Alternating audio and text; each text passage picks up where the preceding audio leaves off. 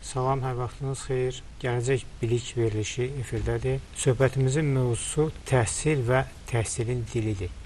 Hansı dildə təhsil almağın təhsilin keyfiyyətinə necə təsir etdiyi barədə fikir mübadiləsi aparacağıq. Sizin fikrinizcə, hörmətli müəllimlər, təhsilin dili təhsilin keyfiyyətinə birbaşa hər hansı bir təsir göstərirmi? Yəni, Azərbaycan dilində təhsil almaq, Rus dilində təhsil almaq, İngilis, fars, fransız, bu dillərdə təhsil almaq son nəticədə təhsilin keyfiyyətinə ümumi göstərici baxımdan hansısa bir təsir göstərirmi? Hal-hazırki vəziyyətdə nəzərə alsaq, indi əsas Rus dili və Azərbaycan dilindən söhbət gedir bizim ölkəmizdə. Əvvəllə müqayisədə Rus bölməsində və ya Azərbaycan bölməsində təhsil almanın heç bir fərqi yoxdur. Sadəcə təhsilə meyilli olan, oxumaq istəyən şagird hər iki bölmədə oxuya bilir. Bunu nəzərə almaq lazımdır və bir də ki, bir şey nəzərə alaq ki, əvvəllər əgər uşaqlar məktəbə Rus bölməsinə gələndə dili bilmirdilər və birinci sinifə gələndə biz onları jestlərlə, müəyyən mimikalarla dərsi tədris edib onları izah etməyə çalışırdıqsa, hal-hazırda o bir problem yoxdur. Çünki uşaqlar indi birinci sinifə qəbulu çox gözəl bir ənənə olub ki, uşaqlar birinci sinifə imtahan verib, imtahanı dili öyrənib, imtahan verib və dili bilən şagirdlər yalnız birinci sinifə qədəm qoyur. Və bu da dərsin prosesində çox gözəl nəticələr göstərir. Çünki uşaqlar artıq dili bildiklərinə görə biz sırf ilk dərs günündən tədrisin prosesinə başlayırıq, tədris prosesinə başlayırıq və dərsimizi keçməyə başlayırıq.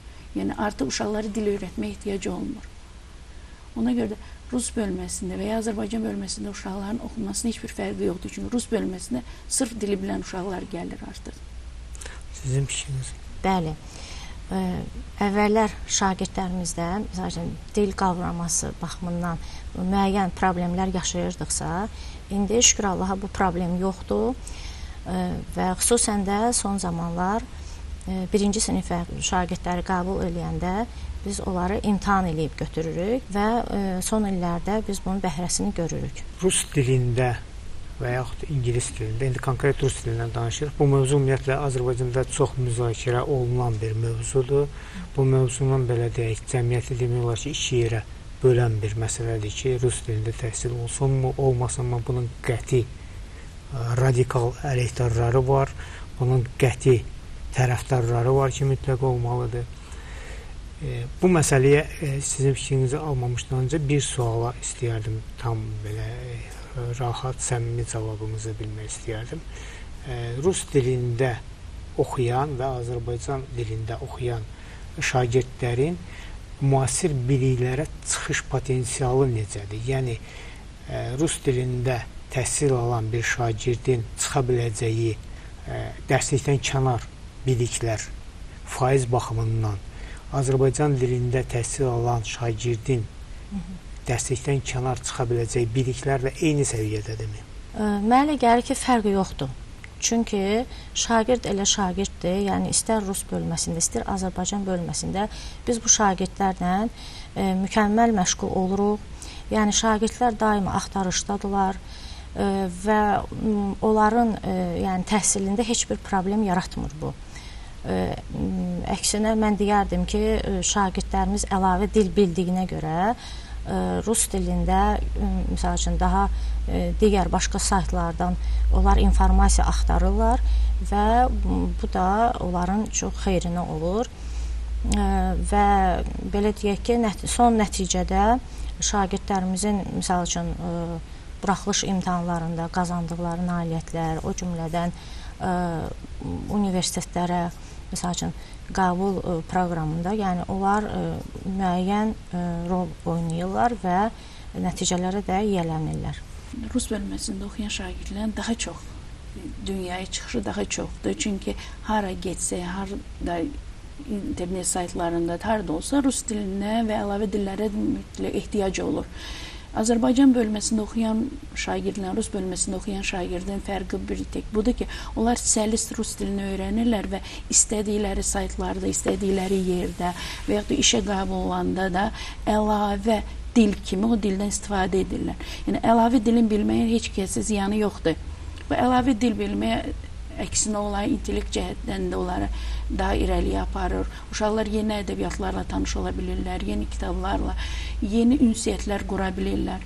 Bu baxımdan rus bölməsində oxuyan şagirdlərin daha üstün olur, yəni bilik səviyyəsi. O ki, qaldı rus dilinin sırf öyrənməsi. Azərbaycan bölməsində rus dili tədris olunur. Düzdür, rus bölməsindəki kimi olmasa, onlar da müəyyən qədər dil anlayışı olur onlarda. Amma rus bölməsində oxuyan uşaqlar, onlar sırf səlist oxuyub anlama, danışma, bütün bunları qrammatik cəhətdən düzgün danışmanı öyrənirlər və bu onlar üçün böyük bir üstünlükdür məncə. Misal üçün, bunu da əlavə eləyərdim ki, misal üçün bizim məktəbdə bir çox layihələr həyata keçirilir. Məsələn, peşə təmayülü, icma, bilbacar, serebri, STEAM layihələri həyata keçirilir və bu layihələrdə rus bölməsinin şagirdləri də təbii ki, iştirak edirlər və bu layihələr üzrə müxtəlif olimpiyadalar keçirilir. Zona üzrə, regional, hətta respublika üzrə olimpiyadalar da keçirilir və bu olimpiyadalarda mən deyərdim ki, rus bölməsinin şagirdləri daha çox nəticələr əldə edirlər.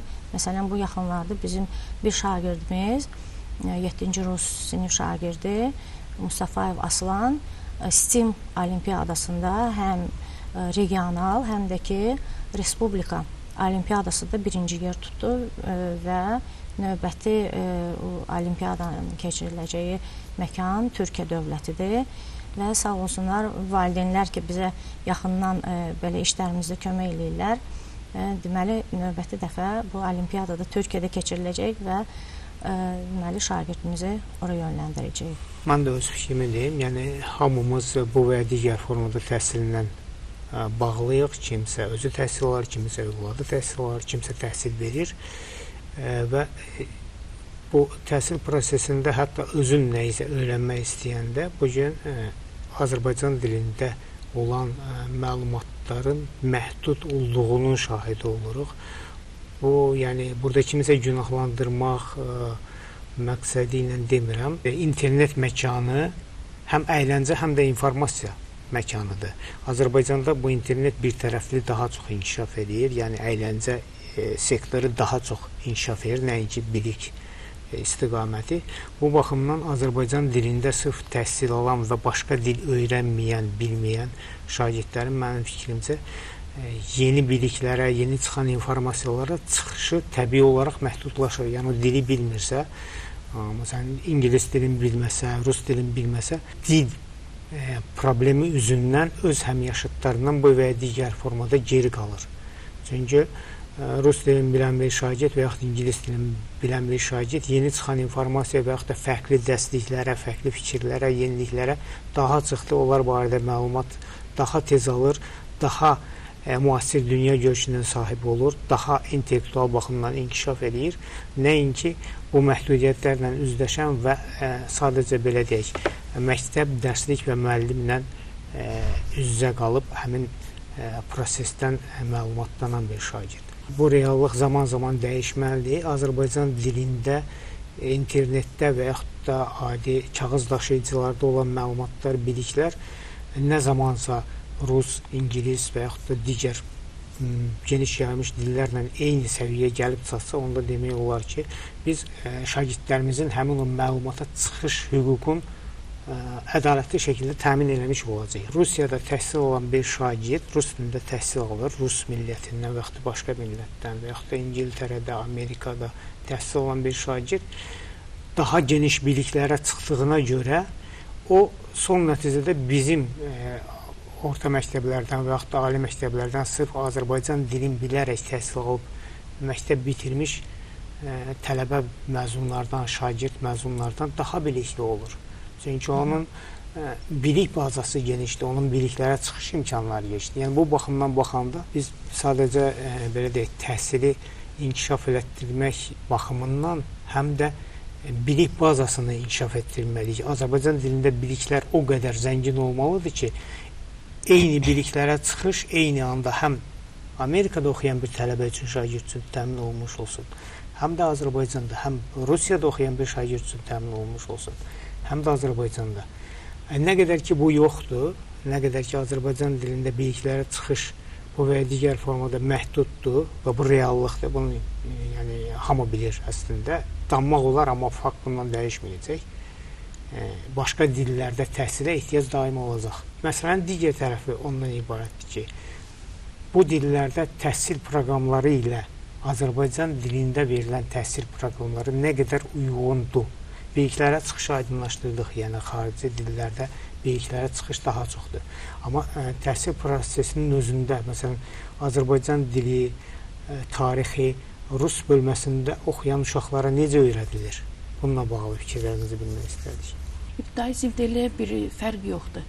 Çünki biz götürsək kitabları, bizim dərsliklər hamısı Azərbaycan bölməsində təhsil alan uşaqların dərsliklərinə eynidir. Sadəcə onlar orada Azərbaycan dilini öyrənirlər, bunlar burada rus dilinin qrammatikasını öyrənirlər, rus dilini öyrənirlər.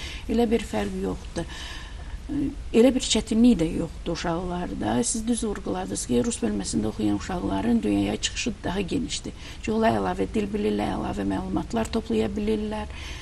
Amma onlar bununla yanaşı həm də Azərbaycan dilində öyrənirlər. Sırf Azərbaycan öz doğma dillərində öyrənirlər.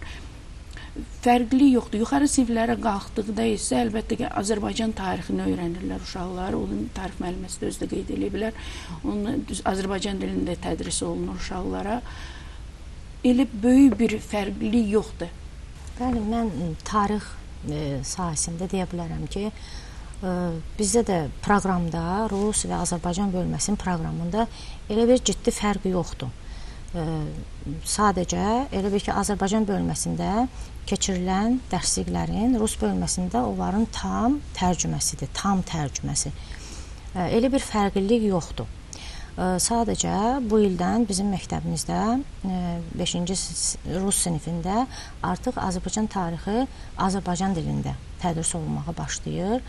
Mən bu cənab nazirimizin bu addımını çox bəyənirəm və növbəti illərdə də sözsüz ki, deməli Azərbaycan tarixi dərslikləri Azərbaycan dilində çıxacaq yuxarı qalxdıqca siniflərdə və mənə elə gəlir ki, şagirdlərimiz nəinki öz tarixini Azərbaycan dilində bilməlidir. Hətta mən deyərdim ki, ədəbiyyatımızı da elə Azərbaycan dilində tədris olunsaydı Rus bölməsində daha yaxşı olardı.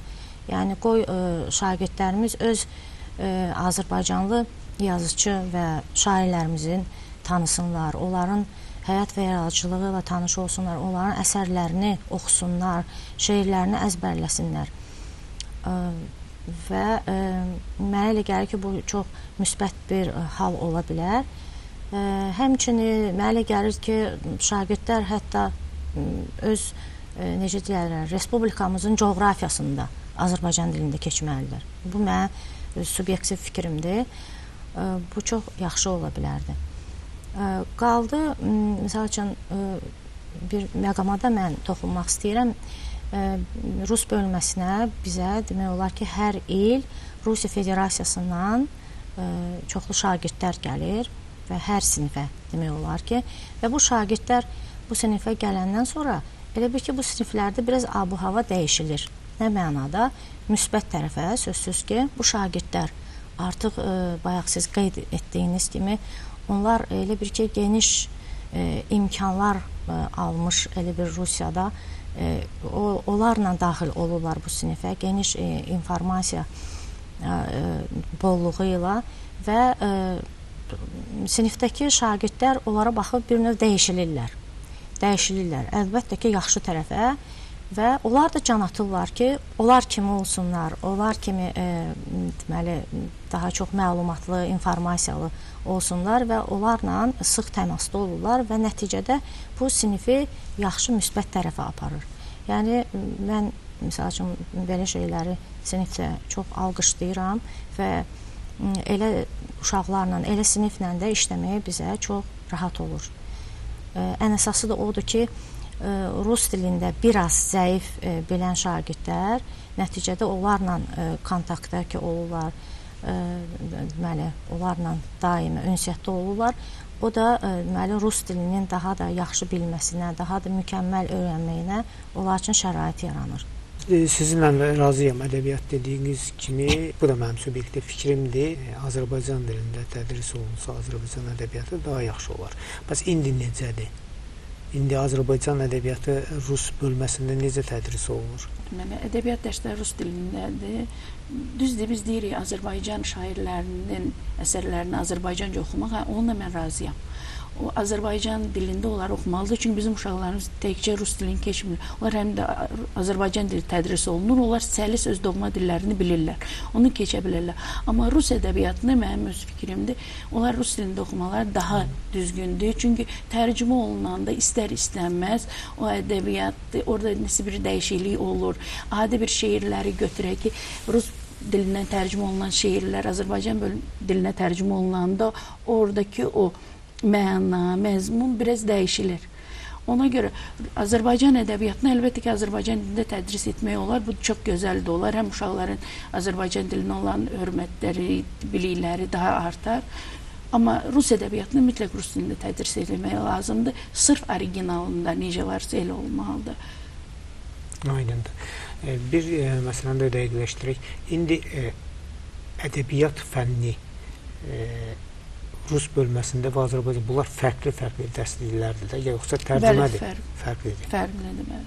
Yəni rus bölməsində daha çox rus bölməsində rus ədəbiyyatındandır, rus şairlərinin, yazıçılarının əsərləridir, amma orada onlarla yanaşı həm də Azərbaycan dünya ədəbiyyatından da olan əsərlər var orada. Amma tərcümə olunmuş formada. Yəni əslində idealda belə ola bilərdi ki, rus bölməsində rus ədəbiyyatı ilə paralel olaraq xaricə bir Azərbaycan ədəbiyyatı da keçilsin. Əvvəllər Sovet devrində özünüz yəqin ki, bilirsiniz ki, keçmiş zamanlarda orada Azərbaycan ədəbiyyatı dərsliyi var idi. Düz tərcümə olunmuş formada da olsa 2 dərsliyi idi. Rus ədəbiyyatı və Azərbaycan ədəbiyyatı ayrı-ayrı kitablar idi. Biz onlarla dərs keçirdik.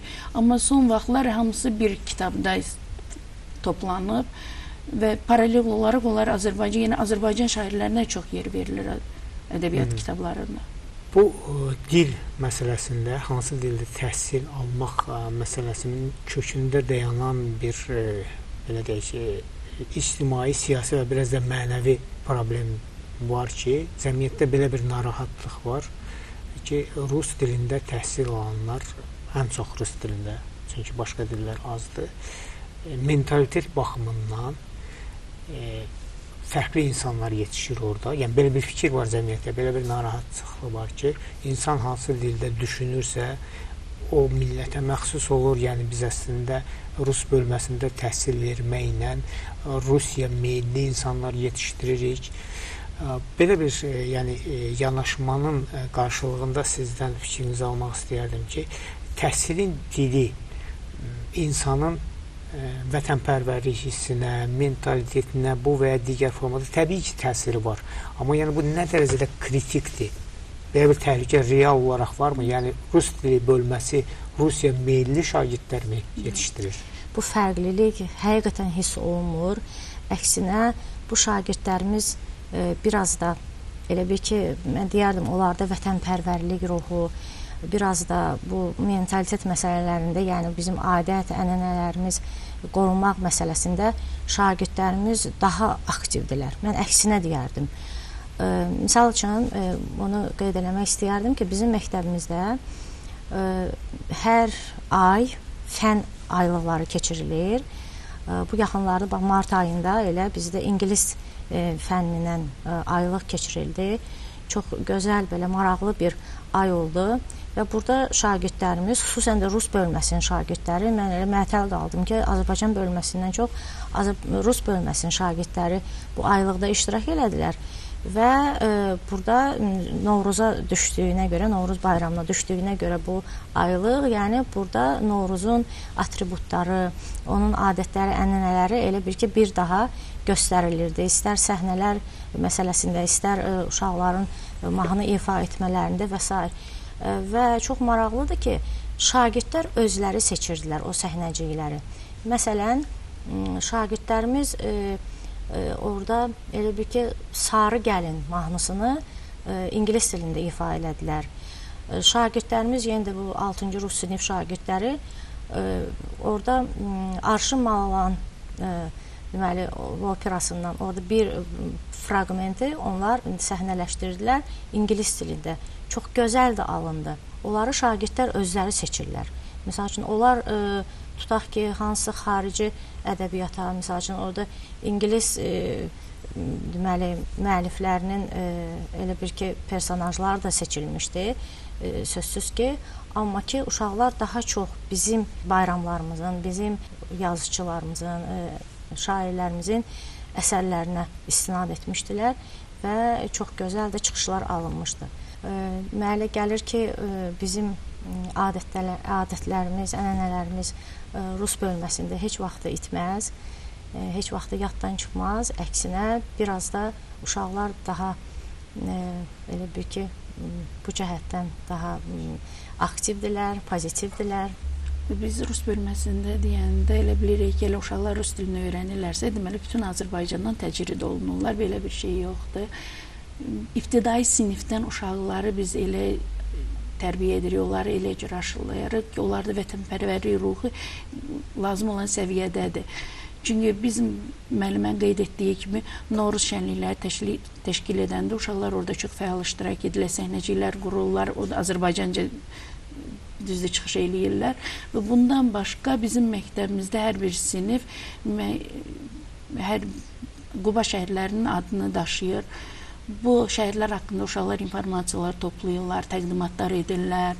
Bu yaxınlarda rus bölməsinin şagirdləri bir şəhid ailəsini ziyarət etdilər. Ad günü 9 mart günü ad günü idi. Samir Süleymanov onun ailəsi ilə görüşdülər. Yəni rus bölməsində oxuyan uşaqlar bütün Azərbaycan, bütün adət ənənələrinə riayət eləyir.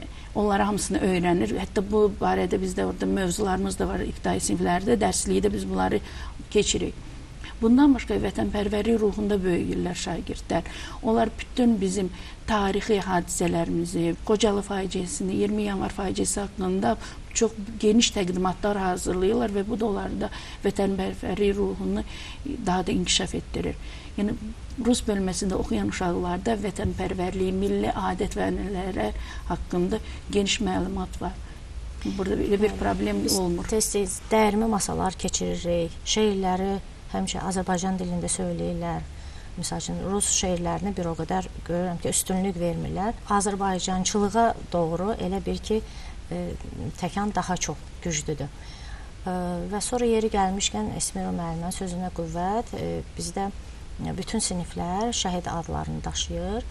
Mənim elə sinif rəhbəri olduğum sinif, 9-cu rus sinifi şəhid Cəlil Xeyrulayevin adını daşıyır və şagirdlərimiz bu yaxınlarda belə bir təklif irəli sürdülər ki, biz mayın 16-sında şəhidimizin doğum günüdür və bir yerdə yığışaq, mütləq gedək, onun məzarını da ziyarət eləyək və ondan sonra ailəsi ilə bir yerdə olaq həmin günü. Çox gözəl bir fikir oldu, həqiqətən heç gözləmirdim onlardan. Yəni, inşallah ki, biz bu ziyarətə mütləq edəcəyik. Sağ olun fikirlərimizə görə. Mən də razıyam bu yanaşma ilə ki, hansı dildə təhsil almaq insanın belə deyək, mənəvi dəyərlərinə, vətənpərvərlik hisslərinə, vətəndaşlıq mövqeyinə ciddi təsir göstərmir. Təbii ki, bəzən hansısa bayaq dediyim kimi biliklərə və yaxud da hansısa bir mədəni anlamlara, yanaşmalarda fərq ola bilər, amma hansı dildə təhsil almaq insanın vətənpərvərlik hissinə bu və digər formada ciddi bir təsiri olmur. Bunu bu 44 günlük müharibə də göstərdi ki, həmin müharibə zamanı Azərbaycan dilində təhsil alan gənclərlə bərabər çiyin-çiyinə rus dilində təhsil alan gənclər də canla başla xidmət keçdilər, şəhid olanlar oldu, qazilər var. Burada dil birinci dərəcəli məsələ deyil, mən belə fikirləşirəm. Hansı dildə təhsil almağından asılı olmayaraq mənəviyyatlı, vətənpərvər insan həmişə cəmiyyətdə öz mövqeyini qoruyur, öz sözünü deyir. Bütün həyatını heç bir xarici dil bilmədən öz doğma dilində təhsil alan, böyüyən, yaşayan bir insan hələ o demək deyil ki, o çox vətənpərvər bir insandır. Yəni belə də faktlar var tarixdə. Bunun üçün deyirlər də məktəb birinci şagird deyil, birinci vətəndaş yetişdiririk, ondan sonra şagird. Birinci vətəndaş formalaşmalıdır, şagird vətəndaş kimi formalaşmalıdır, öz vətənini, öz dilinə hörmətlə yanaşmalıdır, vətənini sevməlidir. Ondan sonra isə onun təhsili əlbəttə ki, öz yerində təhsil almalıdır. Mən bir məsələyə də sizin fikrinizi bilmək istəyərdim. Gələcəyə bağlı bir yanaşmadır. Azərbaycan dilində təbii ki, böyük əksəriyyət zaman-zaman da bu artacaq. Təhsil Azərbaycan dilində olacaq və Azərbaycan dili dövlət dili olduğuna görə bu sahə əsas inkişaf etdirilməlidir. Bu təbiidir. Azərbaycan dilində bizim şagirdlərimizin bərabər biliklərə çıxışının bərabər hüququnun təmin olunması üçün söhbətin əvvəlində dediyim kimi, məsələn, Britaniyada təhsil alan bir şagirdin çıxa biləcəyi 1000 kitab varsa, Azərbaycanda təhsil alan bir şagirdin 10 kitaba çıxışı var, 100 kitaba çıxışı var. Yəni burada böyük bir fərq var. Biliklərə çıxış potensialı bizdə məhduddur. Bunu necə aradan qaldırmaq olar sizin fikrinizcə? Yeni saytlar açılmalıdır, informasiya aid saytlarımızın sayı çoxalmalıdır və yaxud da ki, o xarici saytlara bizim dövlətdən birbaşa çıxışımız olmalıdır ki, şagirdlər, misal üçün, onlardan bəhrələnə bilsin. İş ən çox bu tərcüməçilərin üzərinə düşür, çünki onlar daha çox ədəbiyyatları, kitabları onları rus dilindən ya və yaxud da başqa dillərdə Azərbaycan dilinə tərcümə etməlidirlər və onlar keyfiyyətli olmalıdır ki, uşaqların diqqətini cəlb eləsin. Bir şeyi nəzərə alsaq ki, biz ibtidai sinifdən uşaqları kitab oxumağa yönəldirik, yəni aşılayırıq, kitaba maraq aşılayırıq. O kitablar maraqsız olanda, onların cildləri nazik olanda, yəni şəkilsiz olanda onların diqqətini cəlb edilir. Kitablar rəngarəng olmalıdır, keyfiyyətli olmalıdır, tərcümələr gözəl olmalıdır, daha çox ədəbiyyat tərcümə olmalıdır ki, uşaqlar ona çıxış edib onu oxuya bilsinlər, oxusunlar, maraqlansınlar. Fürsətdən istifadə edib bunu da demək istəyərdim ki, xüsusən tarix kitabları biraz rahat dildə yazılsın uşaqlar üçün. İstər Azərbaycan bölməsində, istər rus, fərq etməz. Yəni mən hər iki bölmədə tarix dərsini tədris edirəm, amma mən orada yəni bu cümlələrin bu qəlizliyində, bu nə bilim çətinliyində həqiqətən uşaqların əziyyət çəkməsini hiss eləyirəm, görürəm. Misal üçün bizdə bu illəri 5-ci sinif kitabları dəyişildi, köklü surətdə dəyişildi. Yəni orada 5-ci sinif şagirdi üçün elə sözlər daxil olunub ki, yəni şagird üçün o sözlər biraz əlçatmazdır, biraz çox çətindir, yəni qavrama baxımından. Məsələn, orada belə bir sözə rast gəlinir, tənəzzül. 5-ci sinif şagirdi o sözü qavramaq üçün sözsüz ki, müəllimin köməyindən istifadə olmalıdır. Amma ki, bu cür terminlərlə, bu cür sözlərlə uşaqlarımız adətən yuxarı siniflərdə rast gəlirlər. Amma ki, 5-ci sinif şagirdi üçün belə cümlələr çox çətindir. Ona görə də mən bu illəri bu 5-ci sinif şagirdlərində bir qədər belə axsama hiss eləyirəm. Bilik cəhətdən şagirdlər elə bil ki, çətinlik çəkirlər həqiqətən. Yəni cümlələr çox qəliz dildə yazılıb. Və məsəl üçün keçənki 5-ci siniflərlə mən müqayisə eləsəm, görürəm ki, bu ilki 5-lər biraz büdrəliyirlər. Yəni kitablar çox asan, rahat dildə yazılmalıdır. Uşaqlar müəllimin köməyi olmadan o cümləni oxuyub anlamalıdır, başa düşməlidir. Sözsüz ki, biz istiqamət veririk şagirdlərimizə öz dərslərimizdə, ona söz yox. Amma ki, şagirdlər müəllimin köməyindən çox istifadə edirlər. Kitablarımızın yazılışına xüsusi diqqət verilməlidir ki, şagirdlər çoxsa orta məktəb illərində bu kitablardan müəyyən biliyi götürsünlər və onlarda bir növ sevgi yaransın, heç olmasa bu fənə aid. Düzdür, yəni dərsliklərin keyfiyyət və xüsusən də dil məsələsində keyfiyyət məqamı aktualdır, yəni problem olaraq qalır. İldən ilə dərsliklər genişlənir, çoxalır, sayları yenilənir, amma problem həll olunmur. Yəni əvvəlki dərsliklərdən hətta bəzən belə təəssürat yaranır ki, yeni çıxan dərsliklərdə daha çox keyfiyyət aşağı düşür. Bəli, bəli. Təhsil həm vətəndaş yetişdirir, həm də mütəxəssis yetişdirir, belə deyək də. 21-ci əsr, yəni yaşadığımız əsr yüksək texnologiyalar, yeni informasiya texnologiyaları, kosmik texnologiyalar, süni intellekt bu əsrdir. Yəni bu əsrdə irəli getmək üçün, həm insan olaraq irəli getmək üçün, həm cəmiyyət, dövlət olaraq irəli getmək üçün bu dəqiq elmlər mükəmməl öyrənilməlidir. Hal-hazırda Azərbaycan bölməsində təhsil alan uşaqların dəqiq elmlərə çıxışını daha genişləndirmək üçün o biliklərin tərcümə olunub, Azərbaycan dilinə tərcümə olunub, çatdırılması Azərbaycan çox uzun bir prosesdir. Bugün Azərbaycan bölməsində rus dilinin və yaxud da ingilis dilinin tədrisi onlara imkan verirmi ki, sabah həmin o biliklərə ingilis dilində və rus dilində çıxış ala bilsinlər? Yoxsa o tədris saatlarını artırmaq lazımdırmı? Yəni Azərbaycan bölməsindən gedir söhbət. Azərbaycan bölməsində biz nədə o ibtidai sinifdən başlayır. Nəzərə alsaq ki, ibtidai siniflərdə birinci sinifdən başlayaraq rus dili dərsi və ingilis dili dərsinə 45 dəqiqə ayrılıb. Bu da kifayət deyil. Sinifdə 25-27 şagird oturursa, onu onlara çatdırmaq mümkün deyil. Və bir şey də var ki, evdə valideyn də bu dili bilmirsə, bu uşaq deməli sırf məktəbdə müəllimdən öyrənir. O dərs saatlarını 2 və ya 3 saata çatdırılsa, əlbəttə ki, uşaqlar o dili həftədə 2 dəfə keçdi. Yəni, bir həftədə eyni dərs 3 dəfə təkrarlanma ilə keçsə, əlbəttə ki, tez qavrayarlar. Bu həftədən o bir həftəyə uşaqlar o dərsi istər-istəməz yaddan çıxarırlar. Ona görə də bu dərs saatlarını mütləq az artırmaq lazımdır və onu belə eləmək olar. Məsələn, müəyyən eyni paralel siniflər var. Bir sinifdə rus dili dərsinə məsəl üçün 2 saat, 3 saat ayrılırsa, digər sinifdə, o da bizim məktəbdə biz valideynlərin seçimi ilə olunur. Digər siniflərdə ingilis dilinə bu 3 saat ayırmaq olar ki, onlar sırf ingilis dilini öyrənsinlər. Və belə qruplara bölmək olar sinifləri. 1 saatdan uşaqlar o dilləri öyrənən deyirlər. Və ibtidai sinif həm onu bildiyi kimi binivrədir. Orada şagirdlər öyrənirlər, sonra yuxarı sinifləri çıxdıqca onları təkmilləşdirirlər, biraz da biliklərini artırırlar. Mütləq ibtidai sinifdə o dərs saatları ən azından 2 ya 3 saat olmalıdır ki, uşaqlar o dili öyrənə bilsinlər. Baza yaratmaq üçün şagirdlərdə baza ibtidai sinifdən yaranır, düz deyir, müəllimə düzgün vurğulayır.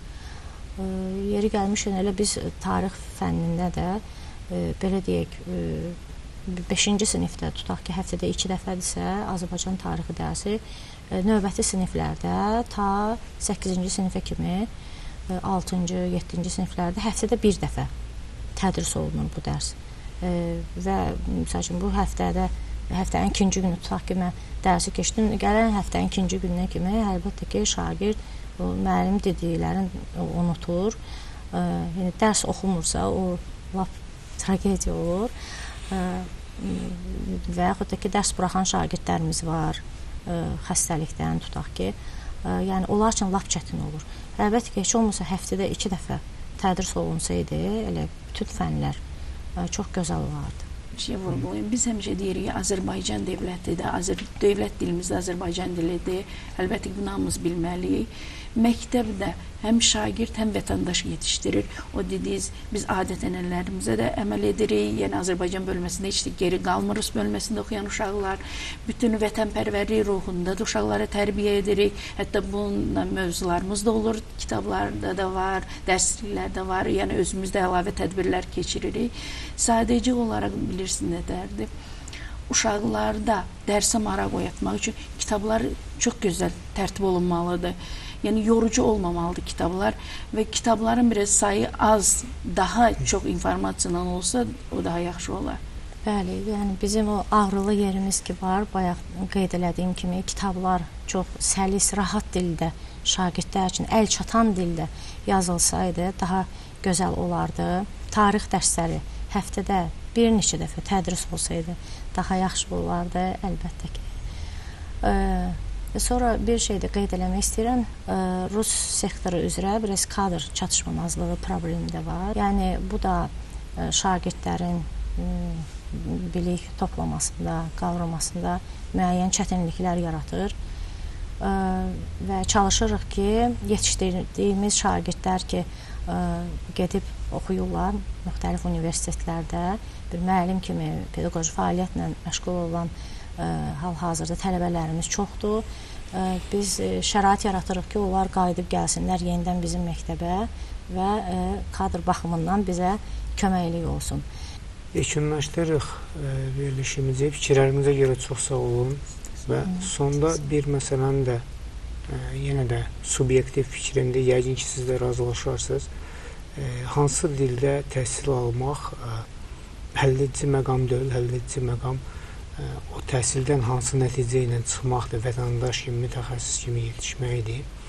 Yəni, tarixdə bunun çox misalları var.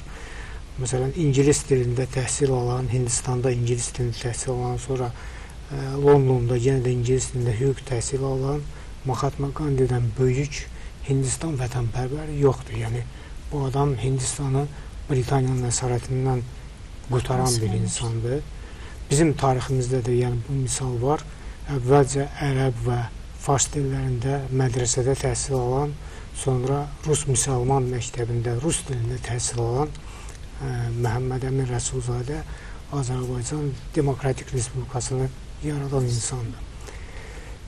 Və bu tarixi faktlar sübut edir ki, təhsilin dili birinci həlledici məqam deyil.